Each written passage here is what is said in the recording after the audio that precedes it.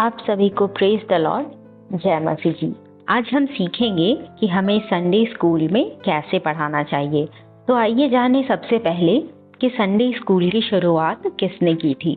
Sunday school की शुरुआत Robert racks ने 17वीं शताब्दी में की थी, जिनका जन्म 14 सितंबर 1735 में इंग्लैंड में हुआ था और उनकी मृत्यु 5 अप्रैल 1811 में हुई।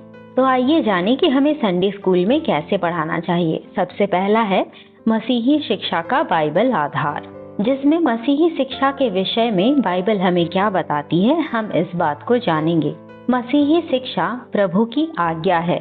मसीही शिक्षा को मानना आज्ञाकारिता है। जैसा व्यवस्था विवरण 6 अध्याय उसका 6 से 9 पद में यह लिखा है, और ये आज्ञाएं जो मैं आज तुझको सुनाता हूँ वे तेरे मन में बनी रहें, और तू इन्हें अपने बाल बच्चों को समझाकर सिखाया करना, और घर में बैठे मार्ग पर चलते लेटते उठते इनकी चर्चा किया करना।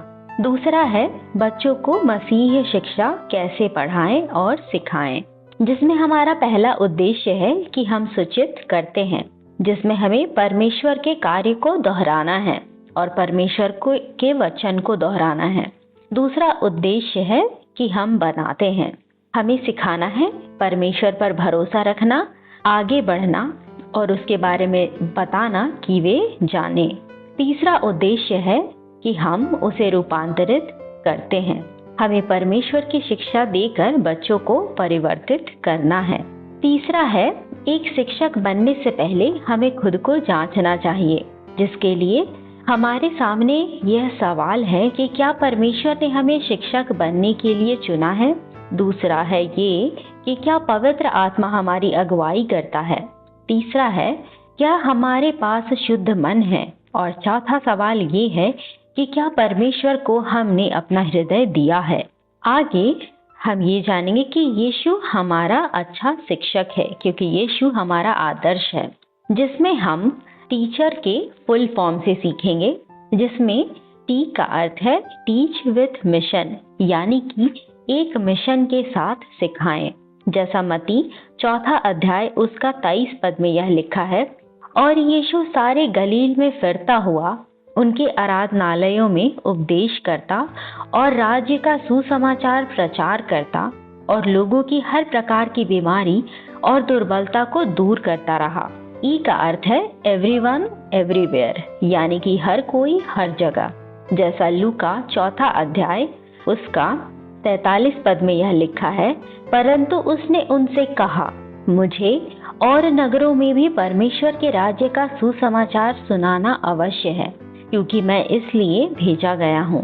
ए का अर्थ है अथॉरिटी, यानी कि अधिकार। जैसा मत्ती 7 अध्याय उसका 29 पद में यह लिखा है, क्योंकि वह उनके शास्त्रियों के समान नहीं, परंतु अधिकारी के समान उन्हें उपदेश देता था। सी का अर्थ है कंपैशन, यानी कि तरस खाना। जैसा मरकुस 6 अध्याय उसका 34 पद में यह लिखा है, उसने उतरकर बड़ी भीड़ देखी और उन पर तरस खाया, क्योंकि वे उन भेड़ों के समान थे जिनका कोई रखवाला ना हो, और वह उन्हें बहुत सी बातें सिखाने लगा।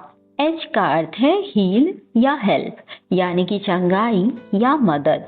जैसा लूका 7वां अध्याय उसका 21 पद में यह लिखा है, उसी घड़ी उसने बहुतों को बीमारियों और पीड़ाओं और दुष्ट आत्माओं से छुड़ाया और बहुत से अंधों को आंखें दी। ई का अर्थ है एक्सप्लेन, यानी कि समझाना। जैसा मरकुस 4 अध्याय उसका 34 पद में यह लिखा है, और बिना दृष्टांत कहे उनसे कुछ भी नहीं कहता था, परंतु एकांत में वह अपने निज चेलों को सब बातों का अर्थ बताता था। आर का अर्थ है रिलायबल या रिवील्ड, यानी कि भरोसेमंद।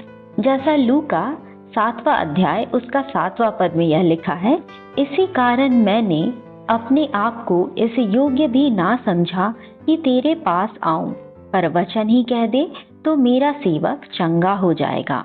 आगे हम ये सीखेंगे कि सीखने के 5 स्तर क्या है, जिसमें पहला स्तर है रिपीट करना, रटाकर, जो हम करते हैं 4 साल के बच्चे तक के लिए। जिसमें यीशु की कहानियों को बताकर या याद करवाकर हम उन्हें सिखाते हैं। दूसरा स्तर है रिकॉग्निशन, यानी कि पहचानना, जो हम 5 से 7 वर्ष के बच्चों के लिए करते हैं, यानी कि बाइबल के अवधारणाओं को पहचानने की क्षमता उन्हें सिखाना। तीसरा स्तर है टीचर्स एज अ गाइड, यानी कि रीस्टेटमेंट के लिए दोबारा बताकर, जो हम 8 से 9 वर्ष के बच्चों के लिए करते हैं, जिसमें यीशु के बारे में हम उन्हें दोबारा बताकर सिखा सकते हैं। चौथा स्तर है रिलेशन, एहसास कराना, जो हम 10 से 12 वर्ष के बच्चों के लिए करते हैं कि किसी अवधारणा को बाइबल की सोच से जोड़ने की क्षमता उन्हें सिखाएं। उन्हें ये सिखाएं कि वो बाइबल की सोच से कैसे अपने आप को जोड़ते। पांचवा स्तर है रियलाइजेशन, सत्य को समझने की क्षमता, जो हम 13 और उससे अधिक वर्ष के बच्चों के लिए करते हैं। केवल इसे सुनने के बजाय परमेश्वर के वचन पर कार्य करना हमें सिखाना है। हम आगे सिखाने के विषय में और भी बातों को हमारे आने वाले वीडियो में जानेंगे। हम उम्मीद करते हैं कि आज आपने इस वीडियो से कुछ सीखा होगा। ऐसे और भी वीडियो से सीखने के लिए आप हमारे चैनल को सब्सक्राइब करें, इंस्टाग्राम पर हमें फॉलो करें और इस वीडियो को लाइक, कमेंट और शेयर करें। वीडियो देखने के लिए आप सभी का थैंक यू। मिलते हैं अगले वीडियो में।